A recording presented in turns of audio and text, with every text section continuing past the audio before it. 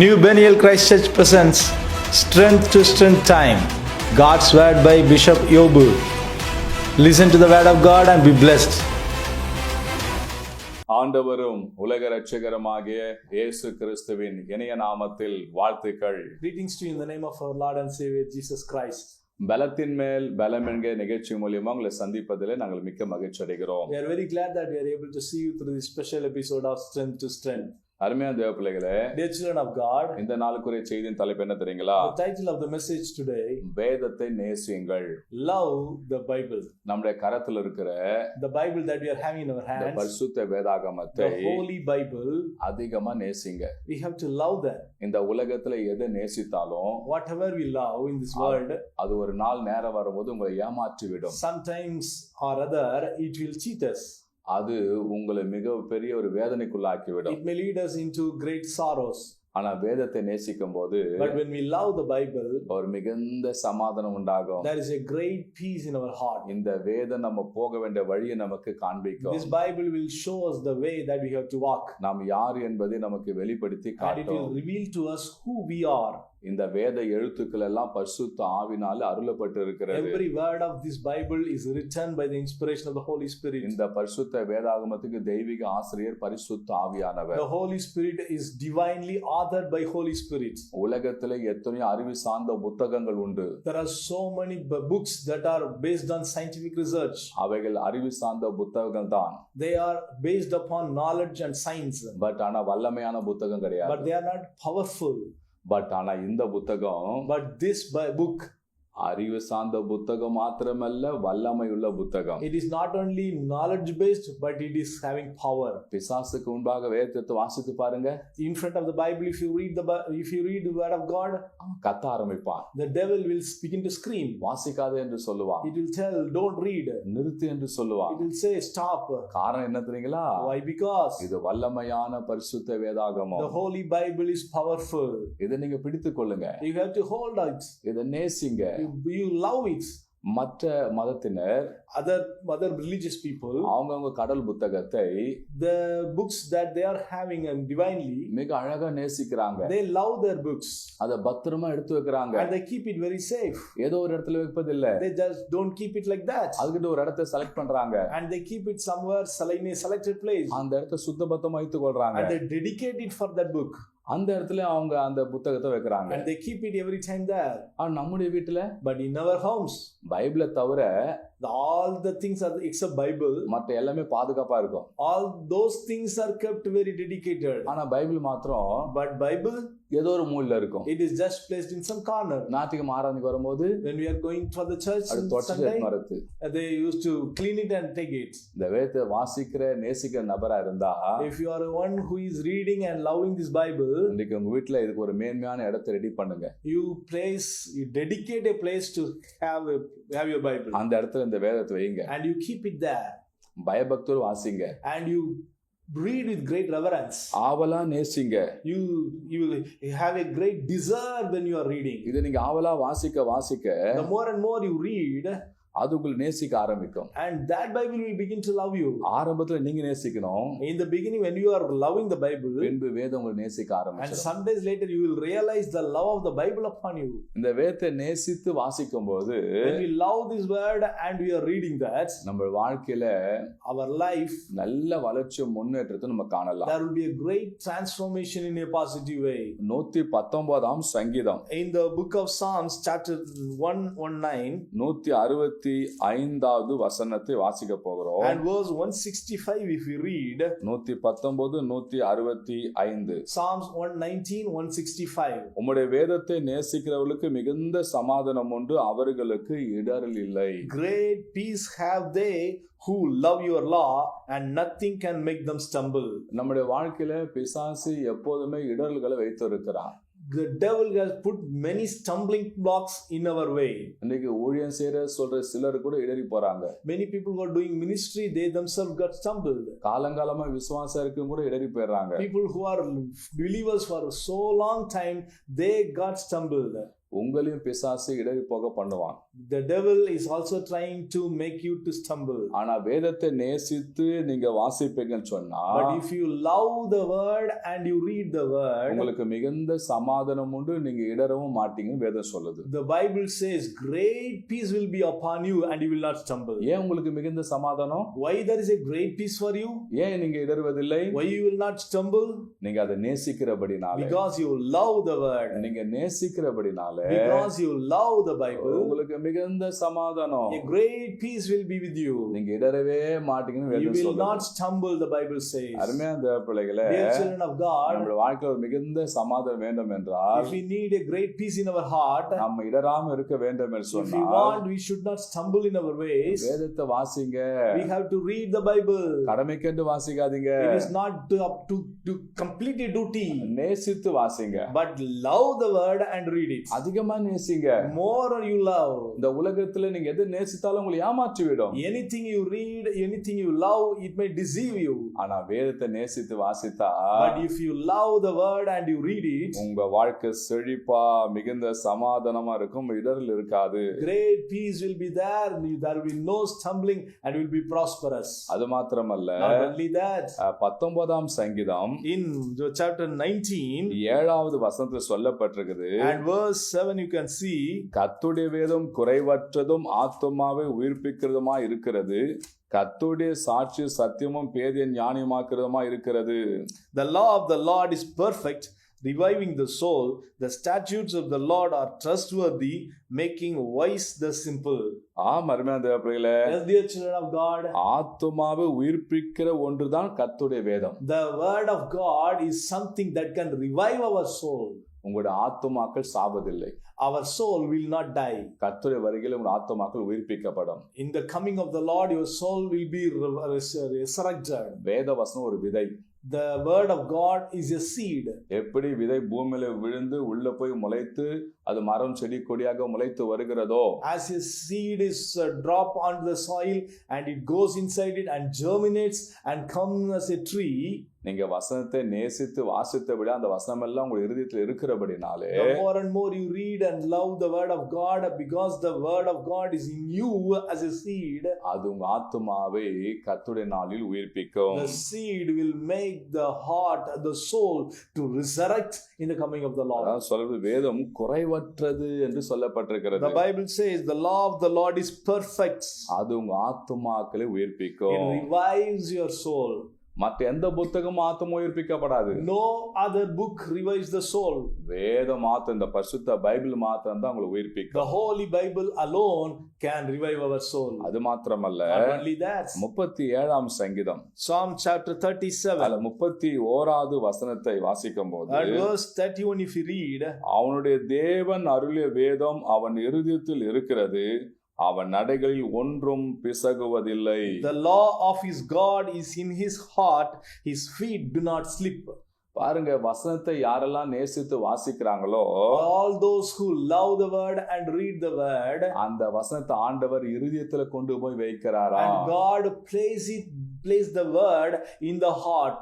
அது அவன் இருதயத்தில் இருக்கிறது என்று வேதம் சொல்லுகிறது. And the Bible says that word is in the heart. அதனால அவன் நடைகள் ஒன்றும் பிசகுவதில்லையா. It results that his walk will never be stumbled. அவன் நடந்து போகும்போது whenever he walk, பாவ காரியங்கள், the sinful things, உலக இச்சை காரியங்கள், the things of the world, பொருளாசை காரியங்கள், the greedy things, அவனுக்கு முன்பாக வந்து when they come to stumble him, அவனை இழுக்குவதற்கு, to attract him, வழிகளை காண்பித்தாலும், if it wants to distract him from his ways, அவன் நடை அதுல போகாது.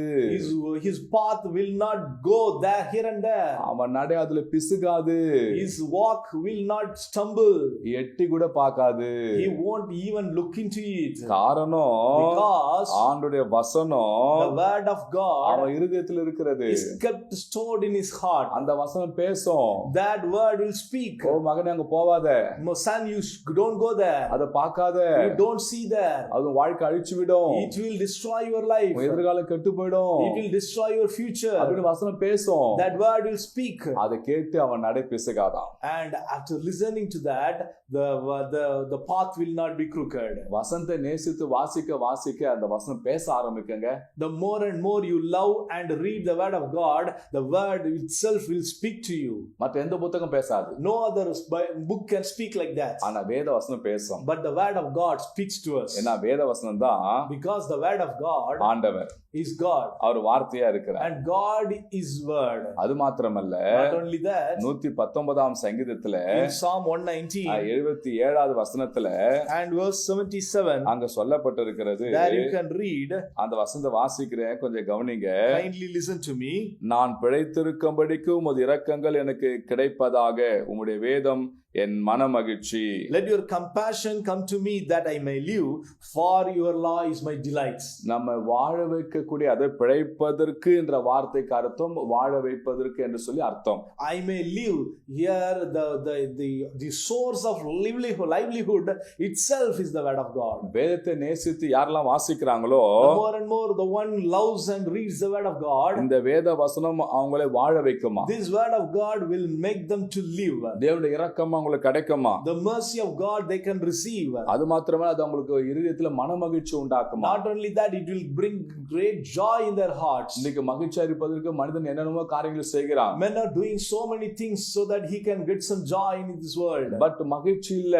But he is not having any joy. ஆனா வேதத்தை வாசிக்கும் போது, But the more and more you read the word of God, மிகுந்த மகிழ்ச்சி. there will be great joy. என்னுடைய மூத்த மகள் My elder daughter, 10ஆம் வகுப்பு படித்துக் கொண்டிருந்தாள். she was studying in the 10th standard. இப்போது அந்த ரிசல்ட்டுக்கு எழுதிட்டு படிச்சு கொண்டிருந்தா. And she was expecting her 10th results. அப்ப நான் சொன்னேன், I told her, வேதத்தை வாசி, you read the word of God, நேசித்து Wasima. you love and read the word. கடமைக்காக வாசிக்காத, Don't just do it for a duty. நேசித்து வாசி. You love the word and read it. இந்த வேதம் உன்னை பிழைக்க வைக்கும். This word of God will make you to live. உன்னை வாழ வைக்கும். It will make you to prosper. உனக்கு மன மகிழ்ச்சி ஏற்படுத்தும். It will give you joy in your heart. அப்படின்னு சொன்னேன். I told like that. அவ எக்ஸாம் எழுதி முடித்தா. She completed her ரிசல்ட் வர வரைக்கும் ஜெபிக்க ஆரம்பித்தா. She was praying for the results. வேதத்தை காலை வாசிக்க ஆரம்பித்தா. She used to read the word of God in the morning.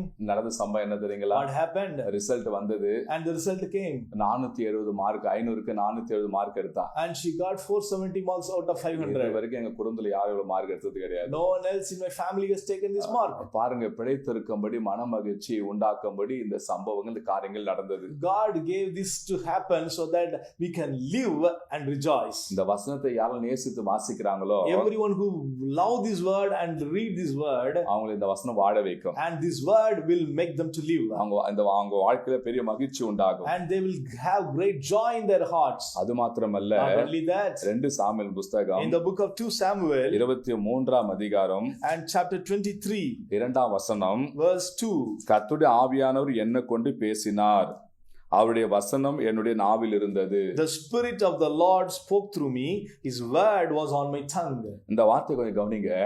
Kindly look through this word. கர்த்தருடைய ஆவியானவர் என்னை கொண்டு பேசினார். The spirit of the Lord spoke through me. அவருடைய வசனம் என்னுடைய நாவில் இருந்தது. His word was on my tongue. யாராரு இருதயத்துல கர்த்தருடைய வசனங்கள் நாவிலும் இருதயத்துல இருக்கிறதோ அவங்களோட ஆவியானவர் பேசுவார். Whoever are having this word in their hearts and in their tongue, Holy Spirit will speak to them. வசனம் இல்லாதவங்களோட ஆண்டவர் பேச மாட்டார். If you are not having the word inside you, the Holy Spirit cannot speak to you. வசனம் இருக்கிறவங்களோட தான் பேசுவார். To those who are having the word, the Holy Spirit speaks. வசனத்தை கொண்டு பேசுவார். And he speaks with the word. வசனம் இல்லாமல் ஆவியானவர் பேச மாட்டார். Without the word, the Holy Spirit cannot speak. ஆலய அன்பு தேவ பிள்ளைகளே, Yes, dear children of God, நீங்க வசனத்தை நேசித்து வாசிங்க. so you have to love the word and you read the word. நீங்க நேசித்து வாசிக்கும் போது அந்த வசனம் உங்க இருதயத்துல இருக்கும். The more and more you read the word and love the word itself will be kept in your heart. அப்படி இருக்கும்போது அந்த வசனம் உங்களை வாழ வைக்கும். When the word is kept in your heart, that word will make you to live. மனமகிழ்ச்சி உண்டாக்கும். It will bring you joy. உங்கள் நடைகள் ஒன்று பிசகுவதில்லை. And your feet will not stumble. ஆவியானவர் உங்களோடு கூட பேசுவார். And the Holy Spirit will speak to you. அப்ப இந்த வசனம், the word, நேசித்து வாசிக்கும் போது, when you love this word and read, தேவ தொடர்பு உண்டாகிறது. there will be a communication between you and God. ஆவியான வழிநடத்தல் உண்டாகிறது. You will be having a guidance of the Holy Spirit. நல்ல ஒரு தெளிவு உண்டாகிறது. There will be a clarity in your your thoughts. நம்ம வாழ்க்கைக்கான எல்லா ஆசீர்வாதங்களும் கிடைக்கிறது. Every blessing that you require in your life will be bestowed upon இந்த you. வார்த்தை கேட்டுக்கொண்டிருக்கிற Those listening to this word, என் அன்பு தேவ பிள்ளைகளே, dear children of God, உங்க கரத்துல இருக்கிற the word of God that you are having in your இந்த hands, பரிசுத்த வேதாகமத்தை the Holy Bible, தினந்தோறும் you read, நேசிங்க, you love, வாசிங்க. and daily இந்த வேத புத்தகம் உங்களை வாழ வைக்கும். this word of God will make you to live. இப்போ உங்களுக்காக நாங்க ஜெபிக்க போறோம். Now we are going to pray for you. கண்களை மூடுவோம். Shall we all close our eyes? எங்கள் அன்பின் பரலோக பிதாவே, Our loving heavenly Father, வார்த்தை கேட்ட உம்முடைய பிள்ளைகளை உம்முடைய கரத்துல ஒப்பு கொடுக்கிறேன் ஐயா. we keep everyone in your hands, Lord. இயேசுவே, இந்த வார்த்தை கொண்டு உம்முடைய பிள்ளைகளோட பேசிருக்கீங்க. Thank you, Lord, that you have spoken to this through this word to your children. அதற்காக நன்றி சுவாமி. Thank you, Lord, for that. வேத வாசிக்க முடியவில்லையே என்ற பிள்ளைகளுக்கு, Those people who are crying that we are not able to read the word of God, வேதத்தை வாசிக்க உதவி செய்யுங்கப்பா. help them to read the word. யாரெல்லாம் தினந்தோறும் வேத வசனத்தை நேசித்து வாசிக்கிறார்களோ, All those who are loving the word and reading the word, அவங்களை வாழ வைங்கப்பா. make them to prosper. அவங்க வாழ்க்கையில மனமகிழ்ச்சி ஏற்படுத்தி கொடுங்கப்பா. Make them have a joy in their hearts. அவங்க நடைகள் ஒன்று பிசுகாதபடி காத்துக்கொள்ளுங்கப்பா. May their every path be made straight. ஆவியானவர் நம்முடைய பிள்ளைகளோடு கூட பேசுங்க. Holy Spirit, speak to your children. குழப்பங்கள் நீங்கட்டும். May every chaos be, confusion be gone. வேதனைகள் இயேசுவின் நாமத்தில் நீங்கட்டும். May every sorrow be gone. எல்லா தொல்லைகள் இயேசுவின் நாமத்தில் நீங்கட்டும். May every trouble be gone. இனம் புரியாதிருக்கிற பயங்கள் எல்லாம் நீங்கட்டும். May every fear be gone. நம்முடைய பிள்ளைகளை ஆசீர்வதித்து காத்துக்கொள்ளுங்கப்பா. Bless each and everyone and protect them. நம்முடைய வருகை காய்த்தப்படுத்துங்க. Prepare them for your coming. இயேசுவின் நாமத்தில் பிதாவே. In the name of Jesus we pray, our loving Father.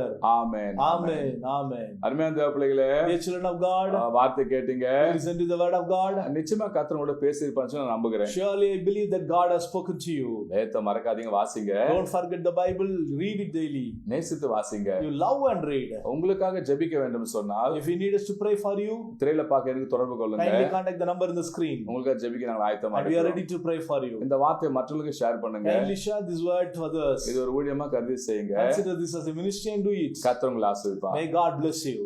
கிறிஸ்துக்குள் பிரியமானவர்களே, இயேசு நாமத்தினாலே வாழ்த்துக்கள். தீர்க்க தரிசன ஆசீர்வாத ஜெபம் ஒவ்வொரு மாவட்டத்துல நடத்த திட்டமிட்டு இருக்கிறோம். அநேக நாளாய் கர்த்தர் என் மனதில் வைத்த ஒரு பாரம், மாவட்டங்கள் தோறும் இந்த ஜெபத்தை நடத்த வேண்டும் என்பதாக. அது இப்போ இந்த வருடம் நாங்கள் துவக்க இருக்கிறோம். இப்போது சேலம் மாவட்டத்தில் முதல் வேலைக்கிழமை YMCA மினி ஹாலில் முதல் வேலைக்கிழமை இந்த தீர்க்க தரிசன ஆசீர்வாதம் ஜெபம் நடைபெறுகிறது. அதே போல நாமக்கல் மாவட்டத்தில் இரண்டாவது வேலைக்கிழமை காலை 10 மணிக்கு இந்த தீர்க்க தரிசன ஆசீர்வாத ஜெபம் சேதமங்கலம் என்ற பகுதியில் நடைபெறுகிறது. அடுத்தது ஈரோடு மாவட்டத்தில் CSI ஹாஸ்பிட்டல் உள்ள இருக்கிற பிரே ஹாலில் இந்த தீர்க்க தரிசன ஆசீர்வாத ஜெபம் காலை 10 மணிக்கு நடைபெறுகிறது. அதே போல திருப்பூர் மாவட்டத்திலும் மூன்றாவது புதன்கிழமை காலை 10 மணிக்கு இந்த தீர்க்க தரிசன ஆசீர்வாத ஜெபம் நடைபெறுகிறது. இன்னும் மிக விரைவில் எல்லா மாவட்டங்களிலும் இந்த தீர்க்க தரிசன ஆசீர்வாத ஜெபம் நடைபெற இருக்கிறது. நீங்கள் அந்தந்த மாவட்டங்களில் உங்களுக்கு தீர்க்க தரிசன ஆசீர்வாத ஜெபம் நடத்த இருக்கிறோம். நீங்கள் ஒருவேளை நாங்கள் அறிவிக்கிற இந்த மாவட்டத்தில் இருக்கிற நபராக இருப்பேன்னு சொன்னால், நீங்கள் நடைபெறுகிற இந்த தீர்க்க தரிசன ஆசீர்வாத ஜெபத்தில் பங்கு பெறுங்கள். வருகிற யாவருக்கும் தனித்தனியே ஜெபங்கள் ஏறெடுக்கப்படுகிறது. ஆசீர்வாதம் பெற்றுக் கொள்ளுங்கள். இயேசு விடுவிக்கிறார், உங்களுக்கு அற்புதம் செய்கிறார். வாருங்கள், ஆசீர்வாதம் பெற்றுக் கொள்ளுங்கள். கர்த்தர் உங்களை ஆசீர்வதிப்பார். God bless you.